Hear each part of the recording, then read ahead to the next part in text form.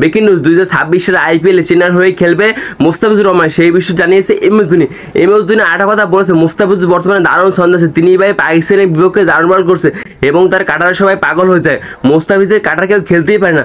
2023 সালের আইপিএলে মোস্তাফিজুর আমার টিমে খেলেছে, তিনি দেখুন দারুণ বল করেছে এবং তিনি 2025 আইপিএলে আমাদের দলের চান্স পায় না কিছু রাজনৈতিক আলোচনা এবং সংলাপের কারণে। এখন দেখুন 26 সালে মোস্তাফিজুর আমার টিমে খেলবে, এমএস ধোনি এই কথাটা বলেছে। আর দেখুন মোস্তাফিজুর বর্তমানে যে ছন্দেছে, তিনি ভাই যে ম্যাচটাই খেলে তিনি সেই ম্যাচে উইকেট পায়। দেখুন দিল্লির হয়ে খেলেছে, তিনি ভাই পরপর 3টে ম্যাচে ভাই প্রত্যেকটা ম্যাচে উইকেট পেয়েছে এবং দিল্লি ভাই পরপর 3টে ম্যাচে উইন হয়েছে এই ভাই মোস্তাফিজুর রহমানের জন্য। সেই খেলা দেখে এমএস ধোনি খুব আফসোস করছে 2025 সালে তাকে দলে নিতে পারে নাই কিছু ভাই রাজনৈতিক ইস্যু করেন। আর এই দেখুন শেষ মুহূর্তে তিনি দিল্লির হয়ে খেলেছে মোস্তাফিজুর রহমান।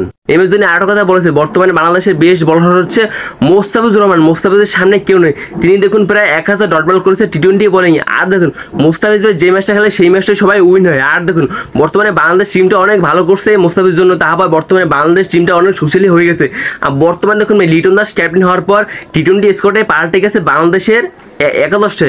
আর দেখুন বর্তমানে দেখুন লিটনের অধিনায়কে হবার পর বর্তমানে বাংলাদেশ অনেক উন্নতি করতেছে তাদের টি20 ফরম্যাটে।